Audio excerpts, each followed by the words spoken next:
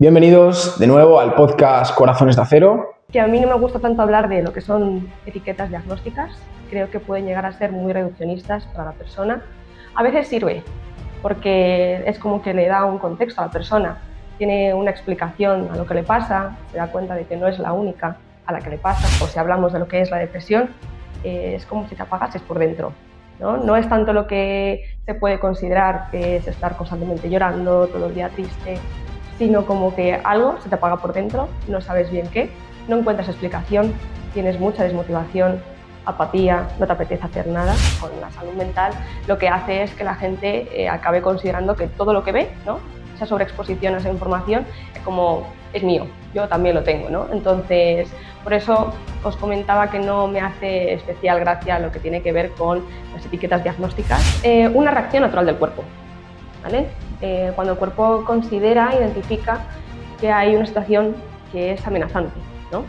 Nos prepara para luchar o para huir. Dificultades para respirar, podemos encontrar taquicardias, mareos, problemas gastrointestinales, ¿no? Pero también hay síntomas más a nivel emocional, esa inquietud, ese miedo, ¿no?, que te lleva a paralizarte, pues lo que podríamos considerar un trastorno de ansiedad, ¿no? Es algo que no necesariamente necesita algo que lo detone, sino que sin motivo aparente aparece y te interfiere en tu día a día. Que no queremos que desaparezca, sino queremos que esté, queremos que nos dé información. Al final trata de mantenernos alerta, ¿no? Es eso, esa sensación de estar todo el día alerta, de que algo puede pasar. Luego realmente, si te pones a pensar, a la gente le da igual lo que hagas o dejes de hacer. Lo hagas o no lo hagas, es posible que la gente comente, ¿no? Entonces, lo mejor es que tú hagas lo que a ti te haga sentir mejor. Creo que es bastante beneficioso para todos saber pasar tiempo a solas, tener hobbies para compartirlos con los demás, pero también conmigo mismo, ¿no? Saber disfrutar de mi compañía conmigo mismo es súper importante, porque eres la única persona con la que vas a pasar toda la vida.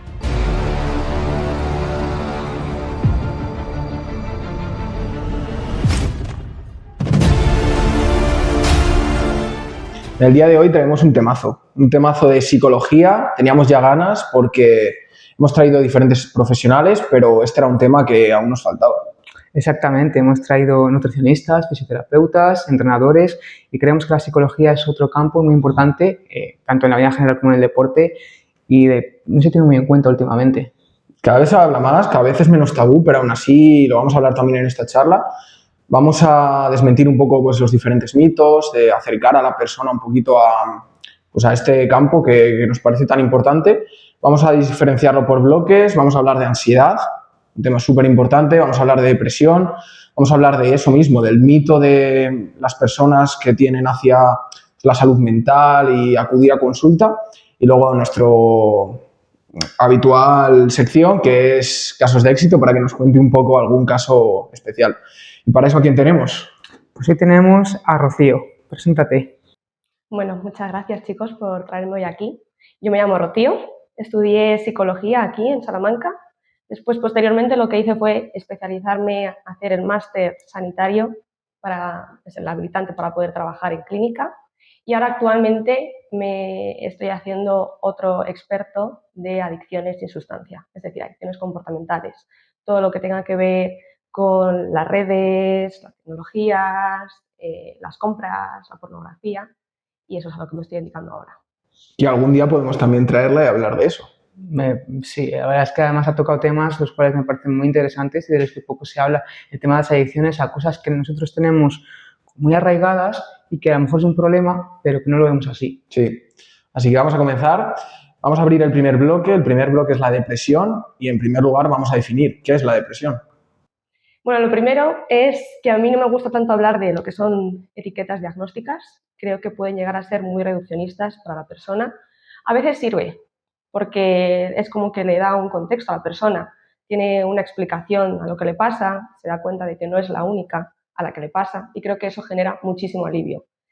Pero sí que es verdad que puede ser, como os he dicho, muy reduccionista. Entonces me gusta hablar más de lo que son síntomas, ¿vale? Me gustaría más hablar de lo que sería como la sintomatología depresiva. Al final, o si hablamos de lo que es la depresión, es como si te apagases por dentro, ¿no? No es tanto lo que se puede considerar que es estar constantemente llorando, todo el día triste, sino como que algo se te apaga por dentro, no sabes bien qué, no encuentras explicación, tienes mucha desmotivación, apatía, no te apetece hacer nada e incluso las cosas que antes disfrutabas dejas de disfrutarlas. Eso es lo que yo consideraría que es la depresión. En cuanto a eso, entonces, ¿qué síntomas, además de que se te apague esa luz interior, muestra la depresión? Pues yo creo que depende mucho de los casos. Al final cada persona es un mundo, pero cosas que se notan, por ejemplo, puedes estar más irritable, tienes muchas dificultades para concentrarte, ¿no? En tu día a día, en tus rutinas, las pierdes, también dificultades para conciliar el sueño y sobre todo yo creo que es lo que os he comentado de que al final pierden las ganas de hacer cualquier cosa e incluso la pérdida esa de placer por cosas que antes sí que te llenaban y ahora ya no encuentras ningún motivo para hacerlas. ¿Y cómo diferenciamos una persona, pues eso, que tiene pocas ganas o que está triste de una persona con depresión? Porque yo creo que todos nos hemos sentido tristes en algún momento, pero ¿en qué punto está esa línea de ahora estoy triste y ahora ya pasa a ser como tal un cuadro depresivo o una depresión? Claro, la tristeza es algo que todos hemos pasado por ella, es una emoción que es funcional y que necesitamos tenerla porque viene a darnos una señal, nos da un mensaje de qué es lo que está pasando, ¿no? Entonces, queremos estar tristes de vez en cuando.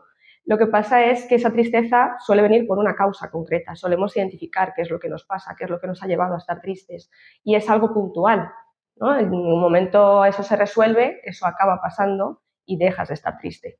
En cambio, la depresión es algo como un continuo, ¿no? No es estar como de bajón, sino es algo más permanente, quizás no tiene algo que lo puedas identificar que haya detonado eso y dura en el tiempo y sobre todo yo creo que es que te limita en tu día a día y acaba interfiriendo a tu rendimiento.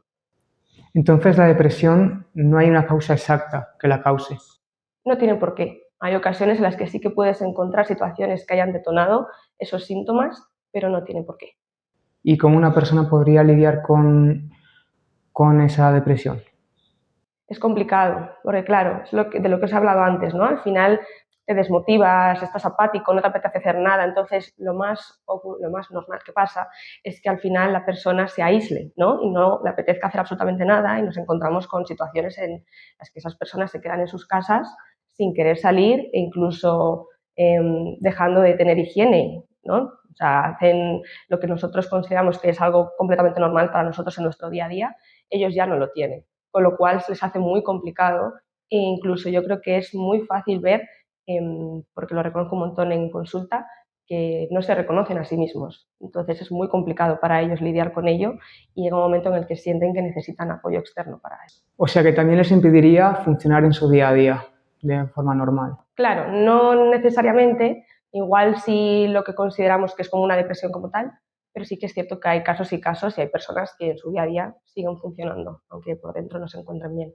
Y es duro tener una depresión, pero también es duro ver a una persona que tienes al lado que la tenga. Y sobre todo porque estás viendo cómo sufre, cómo quiero animarla, pero no puedo. Y supongo que el típico mensaje de anímate, que todo va a ir bien, tampoco hace mucho. ¿Qué tenemos que hacer ante una persona que pues, cercana a nuestra pareja, un amigo cercano, un familiar, que tiene esa depresión? ¿Cómo podemos ayudarle? Yo digo que es muy complicado, ¿no? Para la gente que está alrededor y no sabe muy bien cómo gestionar esta situación, por lo que has dicho principalmente, porque al final te sientes impotente de no saber cómo reaccionar o qué hacer para que la otra persona se sienta mejor. También puede llegar a ser muy frustrante, porque es estar día tras día viendo cómo esa persona se encuentra de bajón y no sabes qué hacer para ayudarla a salir del pozo. Pero sí que es cierto que determinados comentarios pueden resultar bastante dañinos para la persona. Con lo cual, lo mejor es validarla, escucharla, tratar de empatizar en la medida de lo posible, que entiendo que en ocasiones puede ser difícil, y estar ahí para escucharla sin juzgarla, ¿no? A veces simplemente no hace falta aconsejarla, la persona no necesita escuchar consejos, necesita que alguien la sostenga, que alguien la apoye y que estés ahí sin necesidad de decirle nada más. Tú como profesional, dentro del abanico de casos depresivos que existen, en consulta, ¿cómo abordas a una persona con depresión? Para mí es un caso bastante complejo porque, pues, igual que os he comentado que al final las personas que están en su entorno puede resultar como muy frustrante para ellas ver que tú pones de tu parte para ayudarla y la otra persona no sale a flote, ¿no? En consulta para mí también es muy complicado porque al final te encuentras con gente que está súper desmotivada, no le apetece hacer nada, tú tratas de poner todo tu empeño en que ellos se encuentren mejor y vuelven a la semana siguiente, te dicen que están peor, que las herramientas que tú les has proporcionado no las han llevado a cabo, vuelven la semana siguiente, te dicen que están peor, ¿no? Es como un ciclo sin fin, con lo cual tú lo que tienes que tratar es, pues igual que cuando eres de su entorno más próximo, de apoyarle y de escucharle siempre que lo necesite, no perder la paciencia, por supuesto, eso me parece crucial, y luego tratar de irla dirigiendo hacia a que vaya haciendo aquellas cosas que a ella le gustan, ¿no? Para que poco a poco vaya reconectando con aquello que ha perdido. ¿Y cómo crees que podemos prevenir esta depresión? ¿Se puede prevenir o es algo que aparece y que una vez que aparece tienes que superarlo? Prevenir, bueno, prevenir al final yo diría tratando de mantener tus rutinas, pero que esa rutina dentro de lo que cabe te guste, ¿no? Creo que a veces, por supuesto, no es fácil. También no solamente depende de lo que nosotros hagamos, vivimos en un mundo con presiones constantes, en un mundo que acaba exigiéndonos ser productivos constantemente, con una mirada muy positiva que no llega a ser realista del todo, con lo cual es complicado, no solamente depende de nuestra actitud. Yo puedo tratar de ser lo más positiva posible y de hacer todas las cosas que me gusten y que luego tenga un entorno que a lo mejor no me valide lo suficiente o un jefe que no me trate lo suficientemente bien y no me pague, ¿no? Entonces, no solamente depende de mí, depende también de las circunstancias que estoy viviendo. Claro, en este sentido, ¿crees que es justo culpabilizar a la persona que padece de depresión? Creo que no es cuestión de buscar culpables, es simplemente que de repente un día te puede llegar, ¿no? Y desgraciadamente, y bueno, tratar de superarlo en la medida de lo posible, pero creo que no es culpable ni la persona que lo padece, ni quizás personas de su entorno, ¿no? A veces tenemos actitudes, comportamientos dañinos con personas a las que queremos y no por ello lo estamos haciendo a propósito para causar un daño a los demás. ¿Y te va avisando o aparece de repente? ¿Cómo puedo detectar yo en mí, ostras, igual estoy metiéndome en una depresión? Porque supongo que si la pillo en fases iniciales puedo salir más fácil de ahí, ¿no? Claro, yo creo que es un poco relacionándolo con lo que hablábamos antes, ¿no? Con esa diferencia entre lo que es la tristeza y la depresión. Cuando empiezas a notar que estás más decaído, que cada vez te apetece menos hacer las cosas, hay como una fina línea entre lo que estoy un día mal y entonces me permito estar mal, no apetece salir de casa, ¿no? Yo creo que eso también incluso es autocuidado, saber distinguir dónde está eso, a cuando pasamos ya al siguiente nivel de se me está esto haciendo demasiado frecuente, estoy descuidando, ¿no? Mis relaciones sociales quizás, mi familia, mi pareja, mis amigos, incluso estoy viendo cómo bajo el rendimiento en el trabajo, cómo, por ejemplo, hacer deporte que antes me encantaba ya no me gusta. Ahí es cuando yo creo que tienen que empezar a saltar un poco las alarmas. O sea, que es cuando la tristeza y la apatía se prolongan en el tiempo, o no necesariamente es eso. Yo diría que sí, creo que es lo que más se nota, ¿no? Cuando hay como esa recurrencia, es permanente y por lo que decíamos que al final no necesariamente buscamos como una causa que lo haya provocado, ¿no? Sino que simplemente quizás me pongo a tratar de identificar de dónde viene esto y no lo encuentro. ¿Y por qué crees que ahora se está hablando más, cada vez más de la salud mental, aunque yo creo que enfermedad, depresión es considerada enfermedad? Sí, ¿Por qué enfermedades como la depresión sigue siendo tan estigmatizada, tiene tanto rechazo?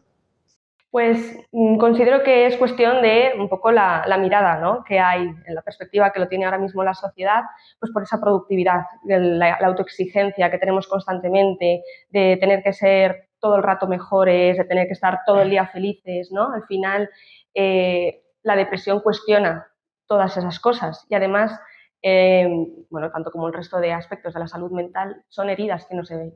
No es una enfermedad física, no es algo que yo pueda ver, con lo cual es mucho más fácil de cuestionar que eso realmente esté ocurriendo y que la persona no es que esté teniendo una cuestión de falta de voluntad, ¿no? De fuerza de voluntad. Pero a la vez hay ese estigma, pero yo también veo como que a veces está de moda, ¿no? Que todo el mundo está con depresión, todo el mundo está mal. Y que muchas veces no hay que catalogarlo tanto como una depresión, sino eso, estás triste, estás mal, te estás comparando, pero que no todo es depresión, como a veces parece que todo el mundo por estar 2 días tristes tiene depresión, tampoco es eso. Sí, sí, estoy totalmente de acuerdo, porque además yo creo que está estupendo que ahora mismo cada vez esté más reconocido todo el mundo de la salud mental, que los tabús se estén reduciendo, ¿no?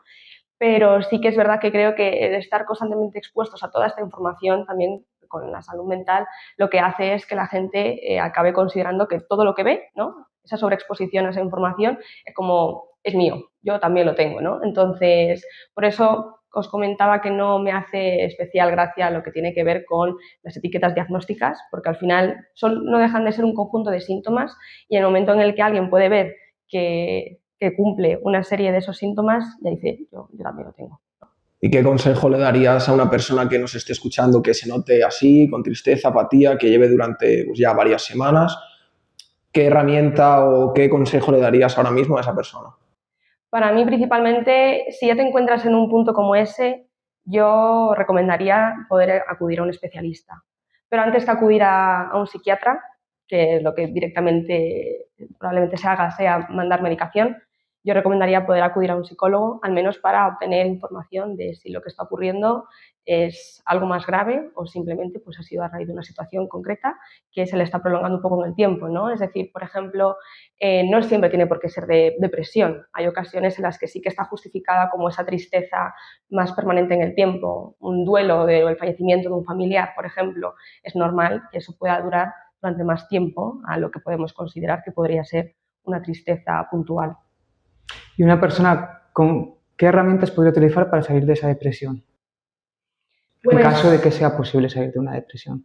Claro, siempre tratar de reconectar con lo que a ti te gusta, ¿no? Creo que es lo principal. Por supuesto, tratar de restablecer esa rutina, pero creo que lo que realmente saca un poco a flote es que tú puedas empezar a hacer todas aquellas actividades que antes te gustaban, ¿no? Pues hacer deporte, quedar con tus amigos, yo qué sé, reformar tu casa. Al final, todo depende de lo que haga cada persona, por supuesto. Y lo principal es tratar de poner empeño, porque ahí es donde cuesta, ¿no?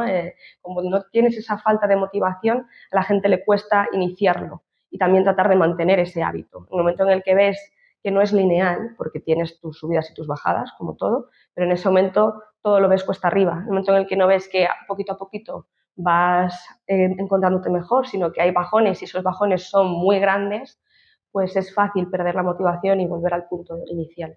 Últimamente he escuchado que hay ciertas personas que están más predispuestas a tener esta depresión por nivel genético, por contexto. ¿Crees que esto es así o no? Bueno, creo que o sea, la depresión es por un montón de causas. No solamente tiene por qué ser por algo cerebral, ¿no? Al final sí que siento que hay muchos estudios que consideran que tiene que ver con más a nivel del cerebro, pero sí que es cierto que depende de muchísimos factores. Sí que también considero que tiene un importante peso la genética, ¿no? Sí, pero ya no tanto porque sea la genética de que mi madre ha tenido depresión y por ende me toca a mí, sino también lo que es la historia de aprendizaje, lo que yo me he acostumbrado a vivir en casa, ¿no? Al final todos acabamos manteniendo pues, determinados comportamientos por lo que has vivido en casa y si estás acostumbrado quizás a ver a tu madre pues con esa sintomatología, que no le apetece hacer las cosas y demás, es fácil que yo en un futuro pues acabe teniendo esos comportamientos. Pero luego también depende de muchas cosas, también depende de pues, los factores sociales, de lo que hablábamos, ¿no? De cambios políticos, de si tengo o no trabajo, al final depende de un montón de cosas. De hecho, respecto a lo que has dicho tú, una vez leí que muchas enfermedades mentales están como codificadas en el cerebro o en nuestro ADN. No sé hasta qué punto es cierto esto. Sí que es cierto que yo en temas médicos no me meto mucho. Me parece que también es un tanto reduccionista. Sí que al final tiene que ver tema hormonas y tema que se liberan y cosas así. Pero no sé hasta qué punto realmente tiene un peso tan grande. Creo que es más importante tener en cuenta los factores del contexto antes que cambios en el cerebro. Y antes de terminar este bloque de la depresión, la última pregunta que queríamos hacerte es la siguiente. ¿Se llega a superar la depresión o siempre es ese monstruo que está detrás del armario esperando a un momento de bajón para aparecer? ¿O realmente se llega a superar del todo y no es que tengas un momento de más ánimo, sino que directamente ha desaparecido? Yo personalmente creo que sí que se puede superar. Creo que hay situaciones en las que es muy complicado y que necesitas también utilizar medicación, ¿no? En ocasiones hay que utilizar de la mano lo que es la terapia con la medicación durante un tiempo, porque a veces los síntomas son tan graves que aunque la persona acuda a tener su propio proceso de terapia, no de por sí solo no se puede reducir, ¿no? Entonces necesitas esa medicación para reducir esos síntomas más graves y luego poder brindarle a la persona unas estrategias a largo plazo. Pero sí que creo que con ayuda también, ya no solamente externa, sino con el apoyo de aquellas personas que te rodean, se puede superar. Si bien es cierto que no es la primera vez que una persona pues acabe recayendo, pero depende de muchísimas cosas. Yo creo que es más el miedo que tiene la gente a volver a recaer, a no volver a pasar por esa misma situación. Entonces, el simple hecho de pensar en volver a encontrarse en una situación similar ya les da muchísimo miedo volver a encontrarse así. ¿Y podrían quedar secuelas? Sí, podrían quedar secuelas. Y ya no tanto diría yo síntomas, sino yo creo que el tema de la medicación es algo que puede perjudicar mucho. Por este miedo a volver a padecer lo mismo, la gente se aferra a la medicación, ¿no? Porque considera que es lo único que les salva. Entonces, por eso es tan importante el trabajo en terapia, para poder asentar bien las bases, que la persona obtenga sus propias herramientas y que trate de salir a flote. O sea, es posible que queden unos síntomas residuales, ¿no? Pero que la persona sepa que no, o sea, todo ha sido progreso, o sea, ha habido un cambio, ha habido un avance. No quiere decir que de la noche a la mañana eso se pase y al final ha habido una situación que ha vivido muy difícil para ella y como todas las situaciones nos marcan, ¿no? Pero que ya la cuestión es que ya no le condiciona, no permite que le condicione su día a día. De hecho, la depresión afecta sobre todo, yo lo veo con mis pacientes, aparecen mucho también esos síntomas por la noche y son pacientes que suele costarle mucho dormir, que además tienen pues mala higiene del sueño, duermen mal, al día siguiente están cansados y justo esa pastilla es la que más se mantiene, ¿no? La de dormir antes de dormir y te vuelves bastante dependiente de que si no la tomas ya es imposible que duermas. Y lo malo es que tienes 45 años y ya toda tu vida vas a estar con ella. Sí, es muy complicado. Eso hay que tratar de trabajarlo mucho desde terapia, el tratar de darles como esa educación, ¿no? De que al final la medicación tratas de que sea algo para un tiempo determinado.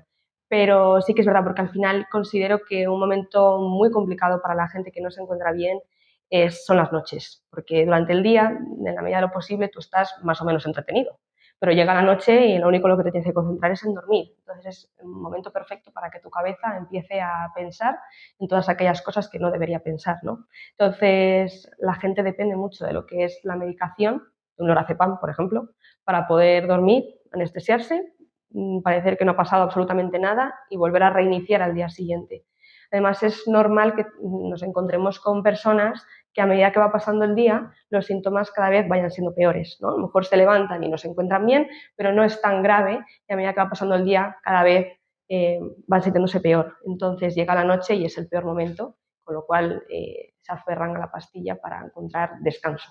Y cómo podemos huir de esos pensamientos que yo creo que todos en algún momento hemos tenido, ¿no? Por la noche, pues tienes alguna preocupación, tienes un momento triste, pues la muerte de un familiar o alguien está en el hospital, te viene ese pensamiento y ya te cuesta dormir. ¿Cómo podemos huir de ese pensamiento? O igual no es huir y aceptar, no lo sé. ¿Cómo podemos calmar ese pensamiento para poder descansar bien? Claro, aquí es una pregunta súper frecuente entre mis pacientes porque les genera muchísima angustia, ¿no? El tener esos pensamientos y me dicen, es que cuanto más trato de no pensar en ello, más lo pienso. Claro, esto es como si yo os digo que no penséis en un elefante rosa. ¿Qué estáis pensando? ¿No? Entonces, cuanto más tratas de evitar, los pensamientos vienen con más fuerza, ¿no? Y cada vez te generan más malestar y más frustración porque tú más quieres echarlos, ¿no? Entonces, la cuestión no es tratar de evitar esos pensamientos. Los pensamientos van a venir, es algo automático, es una respuesta natural del cuerpo para tratar de defenderte y de buscar la manera que no cometas determinados errores, de buscar soluciones al futuro, cosas que has hecho para tratar de no volver a repetirlas, ¿no? La cabeza lo va a hacer. Entonces, cuando la cabeza va por otro lado, tú tienes que tratar de hacer algo más a nivel conductual, ¿no? Entonces, si por ejemplo tú estás en la cama y no puedes dormir, yo creo que todos hemos empezado alguna vez a dar vueltas en la cama, a mirar el reloj, pensar en cuántas horas quedan para levantarme, ¿no? Entonces, yo siempre lo que recomiendo es que te levantes de la cama. Parece un poco contraproducente, ¿no? Porque dices, me voy a espabilar. Espabilado ya estás, porque en ese momento no hay quien te duerma, ¿no? Entonces, al final, llega un momento en el que el cerebro acaba asociando que la cama es un lugar desagradable, porque es un lugar en el que no puedes dormir. Y generalmente las actividades que llevamos a cabo en la cama son lugares para hacer algo placentero, ¿no? Como dormir, por ejemplo. Entonces, queremos romper esa asociación. Para ello tenemos que levantarnos de la cama, ¿no? Entonces, te levantas, tratas de hacer una actividad que no te espabile en exceso, ¿no? Pues incluso tomarte una infusión, irte un rato al salón a leerte un libro, ponerte algo de ruido blanco, que ahora se ha puesto muy de moda, ¿no? Música relajante. Tratar de hacer algo que, aunque tu cabeza todavía siga pensando, te despeje, ¿no? Y en el momento en el que empieces a notar cómo te entra el sueño, poder volver a la cama. Es fácil que al principio tengas que volver a hacer eso varias veces a lo largo de la noche, ¿no? Pero si nos quedamos en la cama otra vez y no me puedo volver a dormir, vamos a seguir en el mismo bucle. Con lo cual, para que realmente el cerebro rompa esa asociación y vuelva a unir lo que es que estar en la cama es un lugar para estar tranquilo y disfrutar, hay que hacerlo varias veces. Te puedes encontrar haciendo eso 4 o 5 veces en una noche. Yo entiendo que es difícil, pero no te vas a dormir igualmente. Con lo cual, tratar de hacer algo que te resulte agradable en la medida de lo posible. Vamos a pasar ahora a hablar de la ansiedad y en primer lugar queríamos saber qué diferencia hay entre la ansiedad y la depresión. Bueno, principalmente yo diría, ya que hemos hablado de lo que es la depresión y decimos que es como una sensación de que te apagas por dentro, ¿no? Que no te apetece hacer nada, que te interfiere en tu día a día porque el rendimiento baja, ¿no? Si lo tenemos que clasificar un poco como que es que estás triste, en realidad lo que es la ansiedad es que estás constantemente alerta, ¿no? Estás nervioso, con ese estrés acumulado, reaccionas de tal manera un poco más impulsivamente, necesitas huir, evitar las situaciones, ¿no? Eso es lo que diría yo principalmente que es esa diferencia. ¿Y se pueden tener las dos a la vez? Sí, perfectamente. Se puede tener ambas y que se complementen la una con la otra. Y la ansiedad, te iba a preguntar qué es, pero antes nos has dicho que no te gusta definirlo como tal. Entonces, ¿qué síntomas da esa ansiedad? Pues al final la ansiedad es una reacción natural del cuerpo, ¿vale? Cuando el cuerpo considera, identifica que hay una situación que es amenazante, ¿no? Nos prepara para luchar o para huir. Entonces encontramos una serie de síntomas más físicos, que creo que son los que más se notan y a los que la gente le resultan más desagradables, y varía mucho de una persona a otra. Pero podemos encontrar dificultades para respirar, podemos encontrar taquicardias, mareos, problemas gastrointestinales, ¿no? Pero también hay síntomas más a nivel emocional, esa inquietud, ese miedo, ¿no? Que te lleva a paralizarte, y también cognitivos, del pensamiento, esos pensamientos en bucle más catastróficos, de que todo va a salir fatal, más alarmantes, esas dificultades también para concentrarte, ¿no? Si os fijáis ahí también hay como esa semejanza con lo que es la depresión. ¿Y una persona cómo podría autogestionarse esa ansiedad? Bueno, es complicado cuando no tienes herramientas, ¿no? Porque lo más fácil es caer en el bucle de pensamientos. Generalmente hay como un pensamiento, aunque te cueste identificarlo, que detona esa ansiedad. No necesariamente tiene que haber pasado algo antes. Entonces, lo problemático es entrar en ese bucle en el que cada vez vas retroalimentando que te encuentras peor porque te asustas por esos síntomas físicos, ¿no? Empiezas a notar esas palpitaciones en el pecho que vienen de la nada o que te cuesta respirar, entonces te preocupas y hay incluso gente que piensa que le puede estar dando un infarto. Con lo cual, lo único que hace esos pensamientos es incrementar, ¿no? Retroalimenta todo eso y cada vez te vas encontrando peor y peor. Y no encuentras las herramientas. La gente trata de utilizar herramientas que pueda encontrar por internet o que haya escuchado de oídas de otras personas para tratar de gestionarse, pero no sabe cómo utilizarlas. Igual no sabe que lo que le está pasando tiene una solución. Al final, la ansiedad funciona en una curva, ¿vale? Entonces, consideraremos que esos síntomas en un inicio empiezan a incrementar poquito a poquito cuando empiezas a identificarlos. Yo siempre digo que es más lo que os he dicho, los síntomas físicos, porque al final es lo que reconoces más fácilmente, no tanto quizá lo que estás pensando. Y poco a poco eso va incrementando, ¿no? Y la persona cada vez se va asustando más. Pero igual que eso inicia, tanto si hacemos nosotros algo como no, eso vuelve a bajar, ¿no? Pero nos cuesta saber que eso puede ocurrir. Lo único que veo es que cada vez me encuentro peor y no sé cuándo va a ser el fin de eso. Entonces trato de hacer algo para salir de esa situación, pero no sé qué hacer. Entonces, si yo realmente permito que esa curva pase, voy a darme cuenta que llega un momento que llego al pico y una vez llego a ese pico, bajo otra vez, ¿no? Entonces, no necesariamente tengo que hacer algo para encontrarme mejor. Por supuesto, tenemos estrategias, tenemos herramientas para que esa calma llegue antes y que el cuerpo se relaje y que el pico no sea muy alto, pero todo lo que sube baja. Y esos picos son los ataques de ansiedad. Sí, yo diría que el pico es el momento en el que te encuentras peor, ¿no? O sea, creo que episodios de ansiedad hemos tenido todos en algún momento, pero lo que es un ataque de ansiedad es cuando sientes que es algo que es irreversible. Entonces ese pico pensamos que es el de no retorno, en el que no puedes llegar a nada más porque te puedes desplomar ahí mismo. Y entonces sí, es lo que consideraría que es un ataque de ansiedad. ¿Pero es un estado continuo de ansiedad y luego tiene esos picos? ¿O puedes estar ahora súper tranquilo, esta tarde tengo un episodio, mañana me noto normal, el lunes me vuelve a pasar? Claro, yo creo que ahí está la diferencia entre lo que es tener episodios puntuales de ansiedad, porque al final, igual que la tristeza, antes comentábamos que es algo natural del cuerpo y que necesitamos tenerlo y que viene a darnos un mensaje de que algo está pasando y que algo no está funcionando bien, la ansiedad es lo mismo. No queremos que desaparezca, queremos de hecho que esté, porque nos transmite mensajes, ¿no? Entonces, que en un momento dado yo tenga un episodio de ansiedad es algo normal, puedo tratar de manejarlo. El problema es cuando eso empieza a ser frecuente, ¿no? Y no necesariamente tiene por qué tener también algo que lo puedas identificar para decir estoy teniendo una ansiedad, ¿no? Un ataque de ansiedad. Realmente cuando es algo puntual, sueles identificar qué es lo que ha causado ese episodio de ansiedad, e igual que ese estímulo que lo ha causado y que lo ha detonado empieza, una vez finaliza, tú ya te relajas, ¿no? Por ejemplo, pues imaginaos que estáis conduciendo, imagino que conduciréis, ¿no? Y de repente te encuentras con una situación un poco complicada en el coche y tu reacción es tener que dar un volantazo para evitar tener un accidente de tráfico. Claro, en ese momento te notas atacado, notas cómo se te acelera el pulso, cómo te cuesta respirar, ¿no? Eso ya es sentir ansiedad. Pero claro, tú necesitas sentir eso, porque si no, sin eso, esa reacción, tú no puedes dar el volantazo. Pero una vez finalizas, y que siento que te puedes quedar con un poco el susto, ¿no? Pero ya ha finalizado lo que es ese problema y ya no te encuentras mal. En cambio, cuando es algo que dura más en el tiempo, es lo que podríamos considerar un trastorno de ansiedad, ¿no? Es algo que no necesariamente necesita algo que lo detone, sino que sin motivo aparente aparece y te interfiere en tu día a día y a lo mejor si pasa el tiempo sigues manteniéndolo.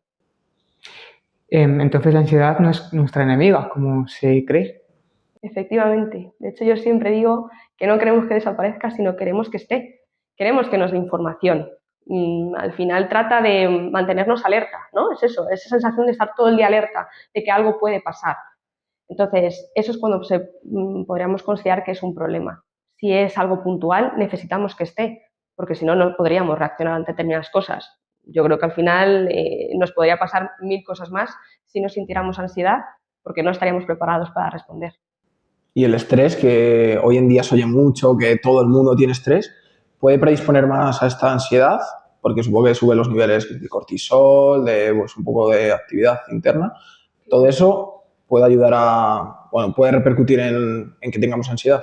Sí, por supuesto. Al final hay un montón de cosas que pueden detonar esa ansiedad, ¿no? El estrés laboral, también las relaciones sociales, tanto pues, las relaciones de pareja, familiares, con amigos, cambios que hay en la política, el estar constantemente expuestos a información negativa o información alarmante, el estrés en general, ¿no? Todos esos cambios constantes sí que pueden facilitar que nosotros nos encontremos con esa ansiedad. Tú, como Rocío, como psicóloga también, ¿cómo gestionas tus episodios de ansiedad?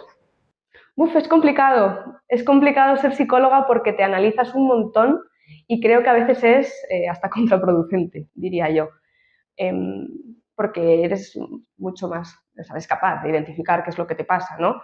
Y a veces es difícil no encontrar la causa de por qué te sientes así. Es frustrante, creo que es frustrante para todos, pero es más sencillo porque ya conoces que no todo tiene por qué tener una explicación y una vez te empieza a pasar, pues para mí, por supuesto, que es igual de desagradable que para todos, al final es porque estás pasando un momento que puede ser complicado para ti y que no sabes cómo gestionar. Que seas psicólogo no quiere decir que no seas humano, ¿no? Entonces, puede ser que a mí me sea súper fácil darte unas estrategias y luego aplicármelas me resulte más complicado, pero sí que es cierto que en el momento en el que siento que estoy teniendo ansiedad, me es mucho más fácil regularme. Creo que es más fácil volver a la calma a través de las estrategias que les proporciono a los pacientes en sesión. Me gustaría contarte un caso que lo tuve el otro día de un paciente para que nos dijeras pues cómo, pues pequeños consejos que podría aplicar esa persona, ¿no? Entonces, este paciente es un chico que tiene muchas cosas, no para, está todo el día en movimiento, tanto mental como físico, y que pensaba que todo iba bien, pero que un día de repente se notó pues un poquito más agitado de lo normal. Bueno, quedó en algo puntual, siguiente día, otro poco, siguiente día, otro poco. Empezaron a aparecer síntomas como presión en el pecho, sensación de agitación, pero poco a poco se calmaba. Dormía un poquito peor y me dijo que escuchó que, claro, pues en esos momentos, por ejemplo, meditar o pararte y respirar profundamente puede ayudar. Así que lo que empezó a hacer es al final del día, pues, una ducha, relajarse, mindfulness, todo bien, pero justo me dijo que un día al salir de la ducha se empezó a agitar otra vez, porque notó como esa bajada de síntomas, pero luego vinieron todos de golpe. Spoiler, ese chico soy yo, ¿vale? ¿Qué me dirías? Cuando eso me pasó, yo no sabía si era ansiedad, si simplemente estaba estresado, si me notaba raro, si tenía que parar un poco el ritmo. ¿Qué puedo hacer ante esa situación? Porque intenté relajarme en ese momento y me vino peor. Claro, a ver, creo que lo complicado es que a veces puede ser que sea por una situación concreta, ¿no? Y que sea difícil porque yo puedo tratar de gestionarlo, pero la situación no se ha ido. Con lo cual, la situación estresante la sigo viviendo y tengo que autorregularme con eso que estoy viviendo, ¿no? Sí que es verdad que yo diría tratar de hacer esas estrategias, como bien has dicho, ¿no? El mindfulness, la respiración profunda, lo que son el autocuidado para ti, lo que sea el autocuidado, incluso darte una ducha por la noche calentita, ¿no? Todas esas cosas que a ti te hagan sentir bien, tratar de mantenerlas como una rutina. Y no necesariamente que sea porque tú te encuentras mal, ¿no? Incluso en días en los que tú estés relajado, tratar de hacerlo, porque eso te va a hacer sentir mejor, va a hacer que ya de base tu cuerpo se encuentre mucho más calmado y en el momento en el que tú empieces a notar que estás un poco pues más desregulado, que te empiezas a notar ese nerviosismo, ahí ya puedes aplicar las técnicas, pero sabiendo que te funcionan. El problema es utilizarlas en el momento en el que simplemente te encuentras mal, ¿no? Porque es como, tengo que tratar de salir de esa situación, sé que me han dicho que la respiración ayuda, entonces desde la urgencia voy a tratar de respirar, ¿no? Cuando no estás acostumbrado a ello. Con lo cual es la presión que me estoy poniendo yo de intentar encontrarme mejor. Cuando me han dicho que esto funciona, me encuentro peor y cada vez voy a más, ¿no? Entonces, si tú ya tratas de establecerlo un poco dentro de tu rutina, aunque no sepa lo que te pasa o aunque la situación sí que sepa lo que te pasa, pero todavía no se ha pasado, pues hacerlo de forma calmada, que tú te sientas a gusto con ello y a partir de entonces, si te encuentras en un episodio de ansiedad, quizás intentar identificar qué es lo que ha hecho que a lo mejor hoy te sientas más ansioso, si puedes hacer algo por ello o no puedes hacer algo por ello y luego tratar de aplicar las estrategias para que te sientas un poco más tranquilo. Yo escuchaba que tenía que parar, claro, pues no liarme con tantas cosas, que si la clínica, que si el podcast, que si proyectos, pero yo veía que realmente, vale, sí, eso eran detonantes por ese nivel de estrés que hablamos, ¿no? De no parar, mucha actividad, pero que hoy en día tengo más cosas, incluso, y no me noto de esa manera. Entonces, la causa igual no era esa, sino cómo me lo tomaba yo. Me acuerdo que pregunté a algún amigo, como por ejemplo Abri, que pues, tiene también experiencia en esa ansiedad, y me dijo, ¿cuánto tiempo pasas solo? ¿Te conoces? ¿Crees que esto es importante? Y, joder, el hecho de introducir pues esos pequeños ratos de estar solo, lo que tú dices, ¿no? No justo cuando te está dando esa sensación de agobio y de ataque, sino en tu día a día normal, hoy, tranquilamente, que me noto feliz, estoy a gusto, pasar tiempo solo, meditar, hacer esas cosas que me gustan, es lo que mantiene bien los niveles, yo creo, y no provoca tanto esos picos. Pero justo en ese momento, ¿qué debería haber hecho? Cuando me está entrando esa sensación o a cualquier persona según le está entrando, que piensa que le está dando algo, ¿qué hace? Creo que lo importante es, primero, tratar de hacer las respiraciones profundas y calmadas, porque al final eso es fisiología, ¿no? No son soluciones mágicas, pero sí que es cierto que ayuda a calmar el cuerpo. Ya no solamente porque reduce la activación física, ¿no? Sino también porque al final, de alguna manera, te concentra en el momento presente. Tú cuando estás teniendo ansiedad, lo que haces es proyectarte en el futuro. Estás pensando en situaciones que todavía no han llegado, que van a venir, tratar de buscar respuestas, tratar de buscar soluciones, ¿no? Entonces, lo que queremos es tratar de traerte a este momento. Entonces, hacer respiraciones profundas y controladas van a ayudar. Luego también utilizamos lo que nosotros llamamos las técnicas de distracción, ¿no? Pues por lo mismo, porque al final tú lo que haces es entrar en bucle, en pensar que cada vez te vas a encontrar peor, las situaciones que van a venir, ¿no? Entonces lo que queremos es traerte al momento presente otra vez, ¿vale? Y eso lo hacemos con técnicas sensoriales. Por ejemplo, la más utilizada es la técnica de los 5 sentidos, ¿vale? Si tú en ese momento estás teniendo un episodio de ansiedad y quieres tratar de calmarte, vamos a tratar de pensar en que tienes que buscar 5 cosas del lugar en el que te encuentres que puedas ver en ese momento, 4 cosas que puedas también oír, ¿vale? 3 cosas que puedas tocar, 2 cosas que puedas oler y 1 cosa que puedas saborear, ¿vale? Poco a poco, porque al final tú lo que haces es estar concentrándote en dónde estás, ¿no? Entonces te estás distrayendo, estás sacando un poco los síntomas que tienes en ese momento. Hay más técnicas, hay un montón, pero eso ayuda mucho porque estímulos hay un montón a tu alrededor, ¿no? Y por eso vamos de lo que es más fácil de identificar, que es con la vista, a lo que es menos, ¿no? Con lo que es con el gusto. Luego también creo que es importante encontrarte en un entorno en el que tú estés tranquilo, que consideres que es como tu entorno seguro. No siempre es fácil, por supuesto, porque te puede pasar en casa y ese es tu lugar seguro, o puede que te pase y estés en el transporte público, ¿no? Pero al final creo que lo importante es tratar de que tú seas tu espacio seguro, tratar de cambiar un poco el diálogo interno, ser como más compasivo contigo. En ese momento todo es súper catastrófico, va a acabar fatal, es como que sientes que no tienes el control sobre tu propio cuerpo. Entonces, si en ese momento tratas de tener como afirmaciones, autoafirmaciones más positivas de esto va a pasar, no pasa nada, sé que es desagradable, pero igual que ha venido se va a ir, eso te va a ayudar. Y si también al mismo tiempo necesitas que esté alguien de confianza y tienes la posibilidad a que esa persona esté contigo porque te transmite tranquilidad, también recomendaría que estuvieses con alguien de apoyo. Quería preguntarte si se puede dar un episodio de ansiedad por causas pasadas. Claro, por supuesto. No necesariamente tiene que ser por algo que esté pasando actualmente, ¿no? Que a mí me ponga ansiosa. No quiere decir que yo a lo mejor tenga estrés laboral y tenga que tener una entrega mañana, sea a las 12 de la noche y todavía no lo haya hecho, ¿no? Sino que simplemente los pensamientos también pueden detonar episodios de ansiedad. Con lo cual, si yo me pongo a pensar en cosas que he vivido, ¿no? Lo difícil que me ha resultado gestionarlo en determinados momentos, eso puede detonar esos síntomas, por supuesto.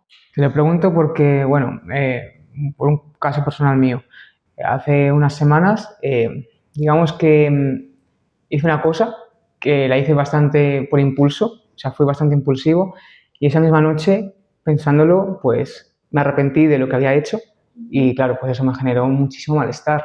Y esa noche, vamos, lo pasé bastante mal y claro, dije, ¿será ansiedad o será arrepentimiento, será culpa? No sé muy bien, vamos, lo gestioné, no pude dormir, básicamente, entonces no sé, no lo gestioné muy bien, no lo sé, pero claro, ese arrepentimiento, esa ansiedad sí que apareció. Claro, por supuesto. O sea, al final, bueno, incluso también siendo en el mismo día, como bien me comentas, ¿no?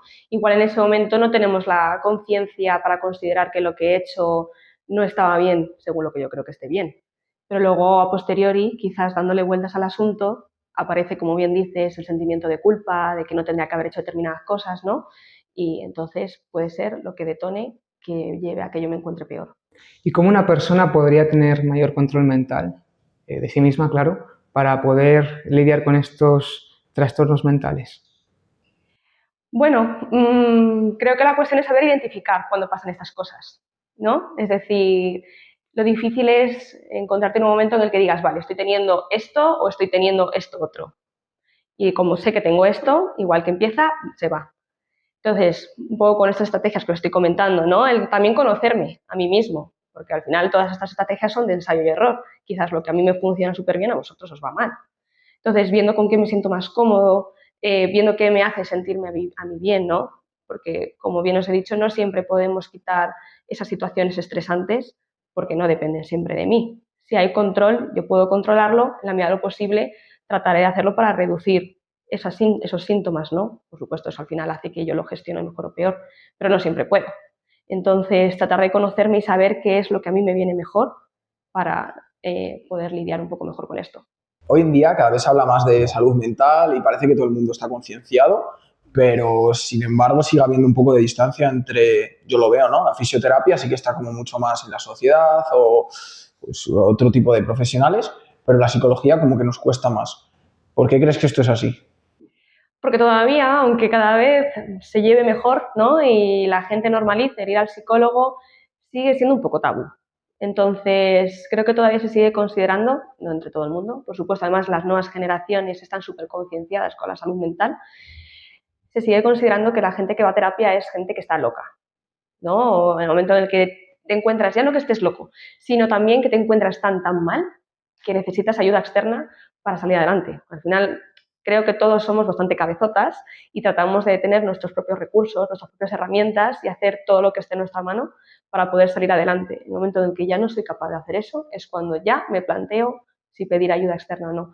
Pero en el momento en el que yo doy el paso de ir al psicólogo es porque estoy reconociendo que no me encuentro bien y que no soy capaz de salir adelante. ¿Consideras a una persona que va al psicólogo débil? No, no, de hecho todo lo contrario. Creo que hay que tener mucha fortaleza para ir al psicólogo porque no es nada sencillo. No dejas de llegar allí y exponer cosas que para ti resultan difíciles ante una persona que es completamente desconocida para ti y que te tienes que contar toda tu vida, ¿no? En la medida de lo posible. Entonces creo que es un acto de valentía. Pero es como un daño al ego, ¿no? El hecho de tener que ir al psicólogo. Parece como lo que has dicho tú, que es de una persona que está reconociendo que no lo puedes llevar a cabo solo. Claro, exactamente. Al final es como no puedo por mis propios medios y necesito a otra persona a la cual no conozco, ¿no? Para que trate de ayudarme a gestionarlo, no a que me solucione mi vida, porque claramente eso no se puede hacer, sino el decir, pues hasta aquí he llegado, necesito que otra persona me ilumine un poco el camino. ¿Crees que todo el mundo debe ir al psicólogo? Sí y no. Creo que depende. O sea, creo que es una buena experiencia realmente, ya no porque necesariamente te encuentres mal, no necesariamente tienes que encontrarte en el pozo para tener que ir, pero no todo el mundo tiene por qué. Hay gente que tiene una buena forma de gestionar las situaciones que está viviendo, porque al final todos vivimos situaciones más complicadas en un momento dado, pero que con sus propias herramientas es capaz de salir adelante.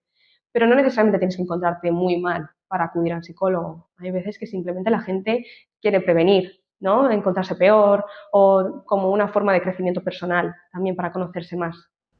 Claro, es lo que veo yo, que me pasa muchas veces a mí, ¿no? Que digo, joder, ahora veo que estoy aprendiendo un montón de haberte traído aquí. Digo, si periódicamente fuera, aunque no me encontrase mal, me podría ayudar a gestionar ciertas cosas que hoy en día pues tampoco me suponen un daño de un dolor mental o físico muy fuerte, pero coño, que podría estar mejor. O sea, no necesariamente solo hay que ir al psicólogo igual cuando estás mal, incluso estando bien puedes ir, o no tiene sentido. Claro, sí, al final aprendes cosas, ¿no? O sea, creo que es interesante porque además lo que es la psicología es algo que interesa mucho a la gente, tratar de conocernos más los unos a los otros.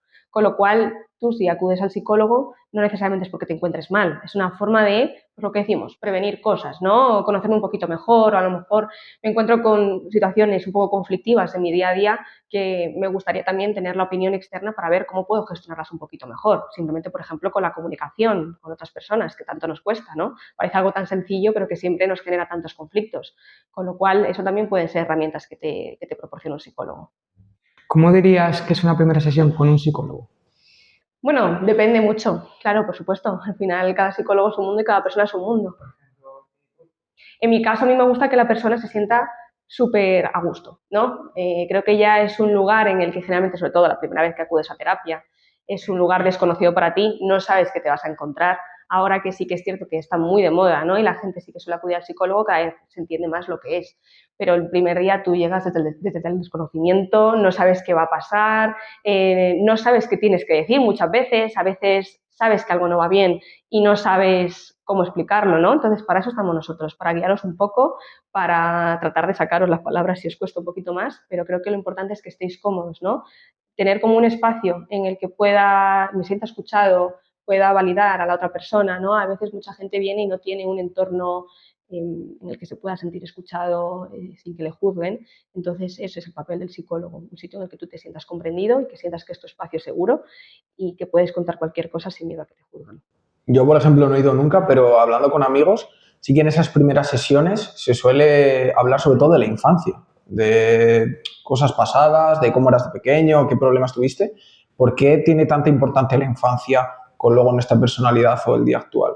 No necesariamente se trata tanto de la infancia, lo que creo que sí que se utiliza más para nosotros, lo que nos da a nosotros esa información es tratar de ver qué ha ido pasando a lo largo de tu vida, ¿no? Que pueda explicar determinados comportamientos que se hayan ido repitiendo, ¿no? Cosas que has aprendido, también cómo es tu familia, cómo te relacionabas cuando eras pequeño, ¿no? Para ver si son cosas que se mantienen en el tiempo, si cosas que te pasan ahora quizás vienen explicadas como una forma de adaptación a lo que viviste en un momento, ¿no? Si tú quizás viviste una situación de acoso escolar cuando eras pequeño, eso quizás lo que hace es que te cierre ahora, ¿no? Que tengas esa coraza y te cueste relacionarte. Entonces, si quizás vienes a sesión y me cuentas lo que te está pasando ahora, que eres un poco más introvertido, que no te abres con la gente, que te cuesta relacionarte, vale, es la información que tengo de ahora, pero quizás no sé de dónde viene, ¿no? Entonces, eso es lo que me da a mí. No es tanto tratar de trabajar sobre cosas que ya no se pueden trabajar, porque es del pasado y no podemos trabajar sobre ello, pero sí para que nos dé información extra de por qué estás ahora así y qué podemos hacer ahora para actuar con las cosas que tienes en el presente. En este sentido, ¿crees que pensar en el pasado sirve de mucho? ¿Para un paciente te refieres? Bueno, al final creo que siempre es información relevante, ¿no? O sea, son situaciones, circunstancias que cada uno vivimos. Sirve, pues en la medida de que yo considere que sea importante para mí. Pero realmente yo puedo hacer algo con eso de ese momento. Realmente, por supuesto, me puede afectar, ¿no? Cosas que he vivido actualmente, la pérdida de alguien a quien quiero, momentos complicados en la adolescencia, ¿no? Pues por supuesto me puede afectar, pero y eso te lo validamos siempre, ¿no? Que te pueda doler en algún momento, pero es más ¿me afecta a la persona que soy hoy en día o me afecta a la persona que fui en ese momento? ¿Puedo hacer algo ahora con esto? O ahora como adulto, ¿no? Que lo puedo ver desde otra perspectiva, puedo tratar de cuidarme como alguien no me cuidó en ese momento que yo lo necesitaba. ¿Y por qué la gente se ata tanto a él? ¿Sí? Se ata tanto al pasado. Bueno, pues porque al final yo creo que cuando nos atamos tanto al pasado es porque tratamos de buscar cosas que quizás pasaron y tratar de buscar una explicación, una justificación, eh, remordimientos por cosas que hice, ¿no? Para tratar de no volverlas a repetir, eh, pues pena por cosas que pasaron y ya no van a volver a suceder. Al final son circunstancias que hemos vivido y pues condicionan la persona que soy hoy. Entonces, al final, pues es complicado al final dejarlo pasar porque forma parte de mi historia. Algo que veo yo mucho últimamente es que la gente no se conoce. Le cuesta pasar tiempo solo. Por el móvil, al final, te aburres, estás en una sala de espera, móvil. Estoy solo, Netflix. Voy por la calle, podcast. Todo el rato estás con estímulos externos y no te escuchas a ti mismo. ¿Y crees que esto es un problema que existe realmente y que la gente no sabe estar solo o no es para tanto? Creo que sí, que es una dificultad muy grande. Al final, bueno, aparte por otras cosas, porque al final, por ejemplo, lo que dices del teléfono, ¿no? Es estar constantemente recibiendo esa dopamina y necesito eso a corto plazo, ese estímulo, ¿no? Que me haga sentir un poco mejor. Realmente ya no sé si es tanto eso o como una forma de evitar, como bien dices, el pasar tiempo solo o conectar con la gente que quiero, ¿no? En el momento en el que estoy con otras personas, que muchas veces estamos con personas a nuestro alrededor y estamos más metidos en nuestro mundo con el Internet, ¿no? Pero sí que es una manera de evitar mucho los pensamientos. Al final estoy entretenido, estoy tratando de despejarme, pero quizás no estoy realmente conectando con quién soy o lo que necesito para sentirme mejor. Entonces sí que considero que es un problema muy grande hoy en día. Yo creo que es una estrategia también de miedo. La gente tiene Eso miedo a es. conocerse a sí Sí, mismo, por lo que se pueda encontrar. claro, o sea, yo creo que es un miedo a no sé cómo gestionarlo o si voy a ser capaz de gestionarlo si hay posibilidad a que me desmorone en algún momento, ¿no? Bueno, realmente no sabes si va a pasar. Ahí ya te estás anticipando, ahí ya estás generando una situación de ansiedad que todavía no ha ocurrido, ¿no? Pero ¿y si eso pasa? ¿Qué es lo peor que puede pasar?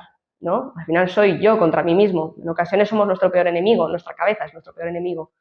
Pero no te estás exponiendo realmente a saber cómo lo vas a gestionar o si es tan malo como crees que puede ser, ¿no? Entonces, es una manera, por supuesto, de evitar exponerte a determinadas preocupaciones.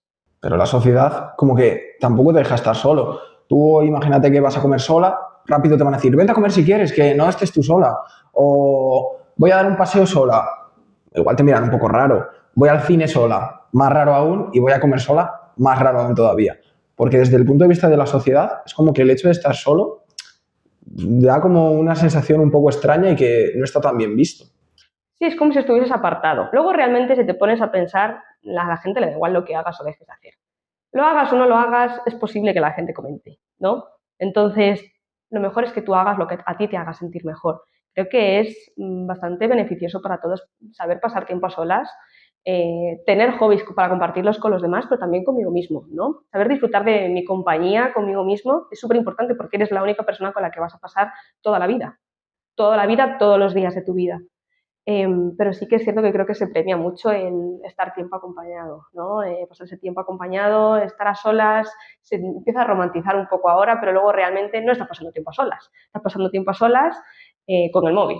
Estás pasando tiempo a solas mientras estoy llamando a alguien por teléfono, ¿no? Entonces, lo que es ponerme yo simplemente a caminar por la calle, viendo la calle, sin tener que escuchar música, sin tener que estar pendiente de si alguien me ha mandado un WhatsApp, es algo complicado. No estamos preparados todavía para hacerlo. Queríamos también abordar el tema del intrusismo laboral.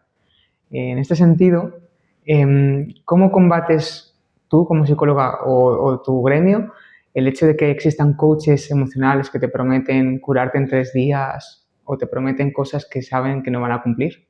Es un tema un tanto complicado, porque sí que es cierto que ahora con el boom de la psicología, ¿no?, que la gente está súper concienciada con respecto a la salud mental, es donde ha aparecido toda esta gente, ¿no?, que no tiene esa formación específica. Por supuesto, la gente es libre de elegir lo que le apetezca elegir. Hay gente que no es tanto desde el punto de vista de no me encuentro bien, entonces necesito a alguien que me ayude, sino desde el quiero potenciar mi mejor versión, ¿no? Entonces, quizás piensan que lo mejor es acudir a un profesional, como un coach motivacional, en vez de a un psicólogo, ¿no? Pero sí que es cierto que yo al final considero que la psicología es una ciencia, entonces para eso nuestra práctica tiene que estar basada en la ciencia, ¿no? Y eso es lo que te da estudiando mi carrera, que no te puede dar otras carreras, ¿no? Realmente, pues nosotros tratamos de todo lo que hacemos que tenga un fundamento científico y que esté probado, ¿no? Pero sí que es cierto que los coaches motivacionales que tanto se llevan ahora, creo que también romantizan mucho toda esa positividad constante, que todo está en tu mano, todo depende de ti, y eso en realidad a la persona le puede generar muchísima frustración, porque como bien os he dicho antes, no todo depende de ti, ¿no? Tú puedes poner de tu parte, tú puedes tener la actitud más positiva del mundo, pero que parezca que el mundo está en tu contra. Entonces esas frases de Mr. Wonderful, ¿no?, de que si tú pones de tu parte todo va a cambiar, no siempre es beneficioso para todo el mundo. De hecho, puede generar más presión. Más que nada porque no es verdad. Como bien dijiste antes, ojalá pudiéramos controlar todo lo que nos ocurre, claro, pero no, es imposible. Claro. También queríamos hablar del tema de la medicación. ¿Cuándo crees que una persona debería medicarse? Bueno, pues yo creo que hay que tener un buen equipo con un psiquiatra de la mano, ¿no? Generalmente aquí lo que se hace es primero medicación y luego si eso terapia, ¿no? Con lo cual los problemas de base no se están trabajando. Simplemente se está tratando de quitar esos síntomas superficiales. Entonces, en el momento en el que ya consideras que quizás estamos haciendo un trabajo en terapia, ¿no?, y no está viendo resultados, pero no porque tú no pongas de tu parte, porque tienes que poner tu parte. Yo te puedo dar cosas y que trates de hacerlas en casa y luego no las hagas y simplemente por el hecho de que vengas 1 hora a la semana todo cambie, ¿no? Porque no va a cambiar. No estás haciendo ningún cambio, no va a cambiar. En el momento en el que no haya ningún cambio, esos síntomas sean como muy profundos, sean muy graves, y también yo creo que el momento en el que hay cosas tan difíciles, por ejemplo, como ideación suicida, creo que son momentos en los que hay que plantearse una medicación para al menos tratar de que esa persona esté lo más estable posible, seguir trabajando y a medida que vayamos viendo progresivamente cómo se va encontrando mejor, quizás ir considerando la reducción paulatina de la medicación. Los medicamentos tienen su cabida. Yo lo veo en el tema de fisioterapia que tienen un momento, que tienen sentido, ¿no? Los medicamentos pues en fases muy agudas, de dolor, que no puedes pues, prácticamente hacer nada al paciente, en ese momento tiene sentido la medicación. Y antes no se veía así. Antes directamente las personas veían, me duele, pues me tomo algo. ¿Me duele 10 días? Pues me lo tomo 10 días. Un mes, 5 años, 5 años.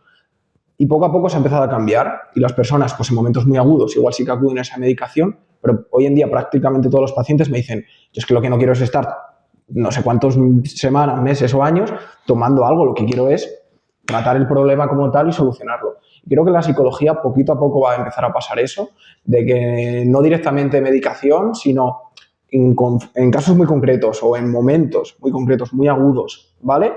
y depende del caso, pero luego ya más ese apoyo psicológico que al final te va a dar las herramientas para superarlo. Lo otro, de hecho, puedes parchear muchas veces ciertos problemas y no buscar exactamente la causa. Justo, lo que pasa es que es muy complicado, ¿no? Llegar, hay gente que está súper concienciada de esto, pero hay gente a la que le cuesta un montón, ¿no? Porque al final, como bien decimos, todos esos síntomas son súper desagradables, entonces la gente lo que quiere es tratar de quitárselos de encima lo antes posible. Entonces, funcionamos a corto plazo, necesito quitármelo de encima. Si tengo que elegir entre tratar de trabajarme cosas que a lo mejor siento que no estoy preparado para abordar, ¿no? Porque son temas difíciles y que esto no me va a dar una satisfacción hasta que no pase un tiempo y quitarme estos síntomas a corto plazo, pues de primera lo que voy a hacer es acudir por lo que me permita esa sensación, ¿no? A corto plazo, que suele ser la medicación. Pero ya no es tanto el problema que hay ante las personas, la falta de conciencia, ¿no? Con respecto a la importancia de la terapia, sino creo que también ya viene de arriba, ¿no? De lo que se manda desde el propio sistema de sanidad. Tú lo primero que haces cuando vas a la seguridad social es llegar y que te manden al psiquiatra o que el propio médico de cabecera te mande medicación, ¿no? Sin saber realmente qué es lo que te está ocurriendo. Tú le dices que estás triste y lo primero que te manda es un antidepresivo, ¿no? Con lo cual es como, no sabes qué te pasa, solo sé que no estás bien, así que te mando esto, prueba, a ver si te va bien. Entonces, claro, la gente se aferra a eso, se aferra a que esto me ayuda, con lo cual en lo otro lo dejo de lado, no es tan importante. Si necesito tener la medicación eternamente para no encontrarme mal, pues la tendré eternamente. Y no ponen de su parte para que vayan a mejor por sus propios medios. Y que es un efecto mucho más directo. Lo tomo y directamente me noto calmado. Si voy al psicólogo, varias sesiones, tengo que trabajarlo. De todas maneras, cada vez más gente despotrica, yo lo veo en la clínica, de la seguridad social y no sé si hoy en día hay alguien en España contento con ello, pero, joder, la gente es eso, se está dando cuenta de ello. Y como antes has dicho, los jóvenes sí que están muy concienciados. Cuando vayan creciendo, nosotros, cuando vayamos creciendo, pues eres al final esa sociedad que va a ir avanzando y que ya tenemos interiorizados esos conceptos. Claro, yo creo que eso es algo que va a cambiar un montón, por supuesto. Lo que pasa es que todavía falta tiempo, ¿no? Para que eso vaya ocurriendo. Pero por supuesto, sí que siento que cada vez la gente está más concienciada con respecto a la medicación y luego que depende mucho del tipo de medicación que tengas y depende mucho de lo que te pase, ¿no? Pero realmente lo que más se suele enviar actualmente suele ser o ansiolíticos o antidepresivos, porque al final, como bien hemos hablado de la ansiedad y la depresión, es lo que más predomina hoy en día en salud mental. Los ansiolíticos sí que tienen como un efecto mucho más rápido sobre el cuerpo de la persona, es decir, tú estás ansioso y en cuanto te lo tomas ya notas los efectos calmantes. En cambio, el antidepresivo, para empezar a recibir los primeros efectos necesitas un tiempo, ¿no? Entonces, sí que es a corto plazo, no es igual que con respecto a la terapia, que necesitas más tiempo para ver los cambios, pero no es igual de directo como puede ser un ansiolítico. De hecho, además, en ocasiones hay que tener cuidado porque pueden tener efectos secundarios. Los antidepresivos, muchas veces la gente con depresión tiene ideación suicida, ¿no? Y en cambio los antidepresivos, en las primeras ocasiones, las primeras veces que tú tomas un antidepresivo, es muy fácil que incremente esa ideación suicida. Y eso son cosas que no se avisan. Vamos a pasar ahora a una sección que nos gusta mucho, que es la de casos de éxito.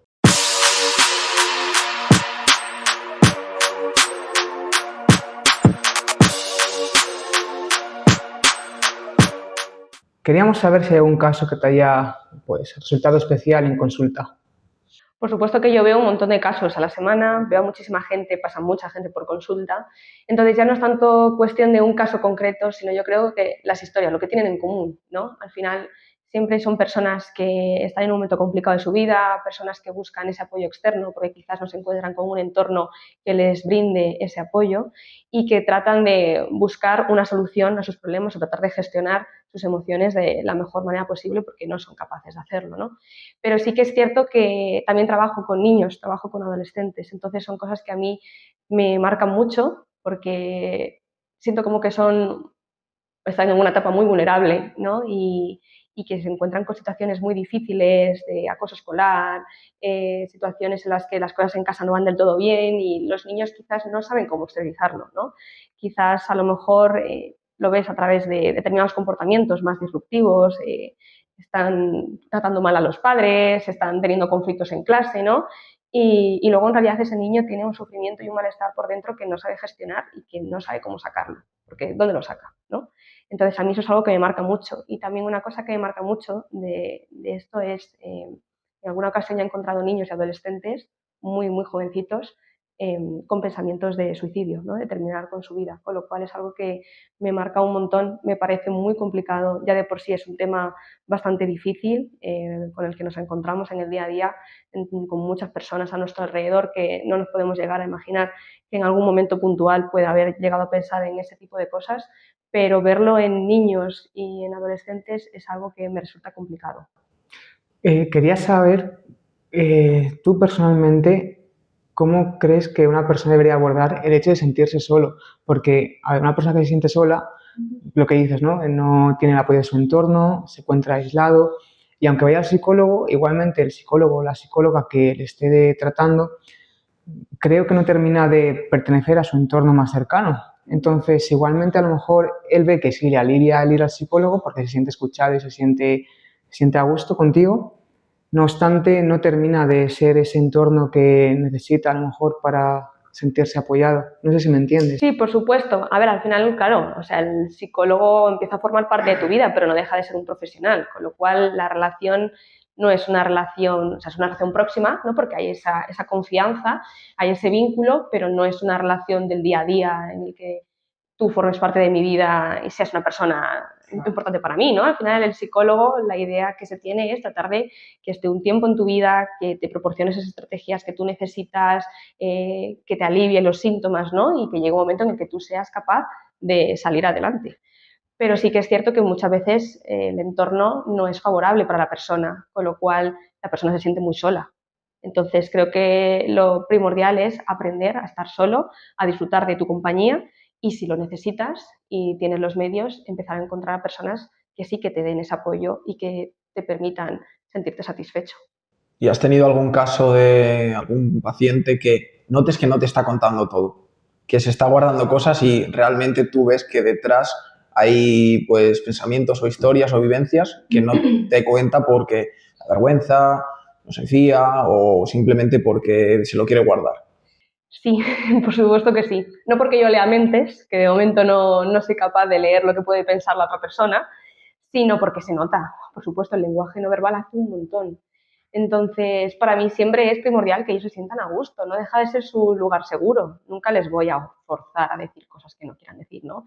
Sí que es cierto que hay ocasiones en las que tratamos de tirar un poco, porque a lo mejor a ti te cuesta decir algo y para eso estoy yo, ¿no? Para darte pie a que hables de ello, que a lo mejor no sepas cómo profundizar y tengo que tratar de dar justo en la tecla para que tú puedas hablar. Pero sí que hay ocasiones en las que la gente prefiere no contar determinadas cosas, con lo cual yo siempre trato de decir que toda la información que se dé en terapia va a ayudar a que esa persona se encuentre mejor, va a ayudar a que se agilice el proceso, pero que si hay algo que no quieres contar, no te voy a forzar a hacerlo. Creo que sería contraproducente, ¿no? Al final, esa relación no sería tan próxima como queremos que sea, no te encontrarías en un entorno seguro, sería algo desagradable, ¿no? Llegar a un sitio en el que me están obligando a decir cosas que no quiero decir. Pero sí que es verdad que también me puedes mentir, ¿no? Pero realmente yo considero que eso es más, digamos, como un problema de esa persona, ¿no? Yo al final trato de trabajar con lo que tú me des. Si tú no estás siendo honesto conmigo, realmente el que sale perjudicado no soy yo, eres tú. Con lo cual, toda la libertad del mundo para poder decir y hacer lo que quieras, pero creo que así no estamos trabajando como necesitas. ¿Y qué opinas de que tú, por ejemplo, lleves algún familiar, una amiga, un amigo, de que te conozcan de manera personal? ¿Crees que es bueno o que en realidad es malo y tienes que buscarte un apoyo psicológico que no conozcas, alguien externo a ti y a tu círculo? Claro, puede suponer una dificultad, por supuesto, tanto para la persona que está buscando ayuda como para la persona que está trabajando contigo, ¿no? Al final, tú cuando tratas de abrirte con una persona, sí que es cierto que hay gente que tiene pues mayor facilidad para abrirse con personas que son de su entorno, pero hay gente que no, hay gente que necesita a alguien desconocido, ¿no? Alguien que no me conozca, alguien que sepa de verdad que no me va a juzgar, que va a escuchar mi historia y que no va a poner en duda lo que le estoy diciendo. Además, creo que también es complicado, ¿no? Porque entonces es una relación profesional, es una relación psicólogo-paciente. Entonces hay determinada distancia, no estamos de tú a tú como si fuéramos amigos. Entonces, si tú me cuentas determinadas cosas, quizás yo dejo de ser profesional si tú eres un amigo o eres un familiar. O quizás yo te digo determinadas cosas y tú no te lo llegas a tomar en serio precisamente por eso, ¿no? Porque soy tu hermana. Entonces creo que sí que es necesario en ese caso que vayas a otra persona y si tienes algún tipo de contacto, ¿no?, con esa persona, que se le pueda derivar a otro profesional que pueda llevar tu caso.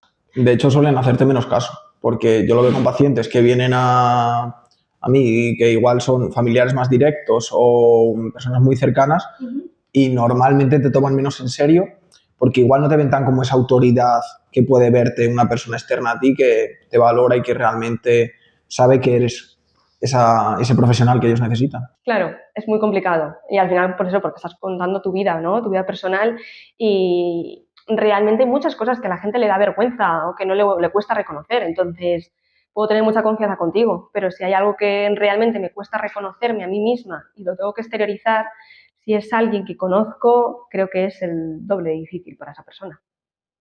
¿Cómo cambia la vida de una persona que ha conseguido superar cualquier tipo de trastorno mental que haya tenido? Bueno, creo que te cambia un poco la perspectiva, ¿no? Te sientes liberado. Yo siento que es como que se rompen las cadenas, ¿no? Como si estuvieses encarcelado y has conseguido salir. Pero creo que al final ves el mundo de otra manera. Eres consciente de lo mal que se puede pasar, porque cuando no estás dentro lo ves, sabes que se puede pasar mal, consideras que es algo puntual y que es mucho más fácil salir. Pero en el momento en el que eres tú el que está sufriendo, tienes como mucha más empatía con la gente de tu entorno que lo ha pasado mal, ¿no? Entonces es más fácil tener como esa conciencia de que no es tan sencillo salir una vez estás dentro. ¿Y qué es lo más bonito que te ha dicho alguna vez un paciente? Como palabras de agradecimiento al final de recuperar su estado mental óptimo. Considero que la gente, cuando son trabajos con profesionales de la salud, la gente es súper agradecida en el momento en el que se encuentran bien, ¿no? Y al final no deja de ser que han pasado por momentos muy difíciles de su vida y aunque tú a lo mejor no estés haciendo nada más que acompañarle, has estado ahí para sostenerlo. Entonces, en el momento en el que eso pasa, la gente te lo agradece un montón. Es como que han descubierto una persona que le ha arreglado el mundo, ¿no? Cuando realmente tú simplemente has estado ahí para acompañarles en el proceso y tratar de ayudarles a cambiar un poco la perspectiva si eso se puede.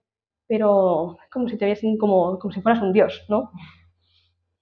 Nos gustaría saber cómo la gente puede contactar contigo para poder pasar consulta o de qué manera trabajas tú. Actualmente estoy trabajando en Madrid, ¿vale? Entonces estoy en un par de clínicas, por lo que presencialmente trabajo en Madrid.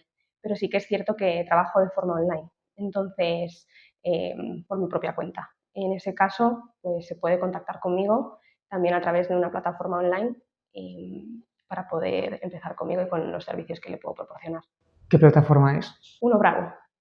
La dejaremos en la descripción por si alguien pues, necesita echar un vistazo, necesita pues, contactar con Rocío, porque, joder, de algo me he dado cuenta yo a lo largo de este episodio y es que nos venden mucho, que todo está muy normalizado, que la salud mental es importante.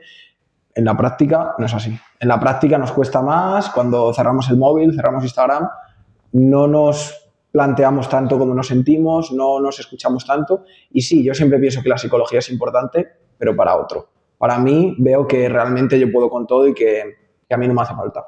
Y creo que esa parte es lo que queríamos también transmitir con este podcast, que la gente aprendiese pues un poquito qué es la depresión, qué es la ansiedad, cómo detectarlo, dar herramientas, cómo ayudar a una persona que la tiene o no, pero sobre todo eso, que se conozcan, que se escuchen, que siempre prevenir es mejor que curar y en este campo sobre todo es importante. ¿Qué tal te has sentido, Gaby? Yo me he sentido muy bien, muy a gusto. Además, se nota que eres muy buena profesional, porque todo lo que te has transmitido creo que es muy valioso para nosotros y para las personas que nos escuchan. Creo que has ayudado a mucha gente hoy y creo que es, vamos, una pequeña parte de lo que seguramente puedas aportar. Entonces, seguramente, pues, ojalá vuelvas, ojalá estés aquí otro día más con nosotros y muchísimas gracias, Rocío, por haber venido. Muchas gracias a vosotros. La verdad, para mí esto ha sido un reto, Todo lo que os escucho decir, para mí lo tomo como un cumplido, de verdad que os agradezco mucho. Una vez hecho esta primera vez, por supuesto que estaré encantada de volver para profundizar en aspectos que quizás hoy no nos ha dado tiempo a tocar, porque al final creo que el campo de la psicología es súper amplio y que podemos hablar de muchísimas cosas. Al final creo que esto ha sido como muy general, ¿no? Hemos hablado de cosas que a la gente le llaman mucho la atención, pero estaré encantada de volver si así lo queréis y de verdad que os agradezco, que para mí esto ha sido una oportunidad estupenda. Muchas gracias a todos los que habéis escuchado el episodio. Dejaremos las redes de Rocío en la descripción, también cómo podéis contactar con ella.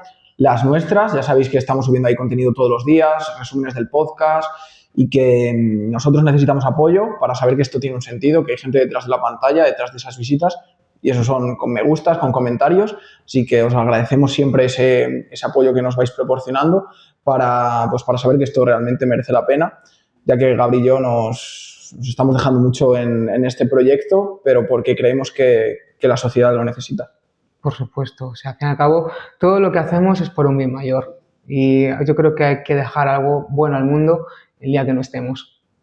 Muchas gracias a los que nos habéis escuchado y nos vemos en la próxima. Un saludo. Vale.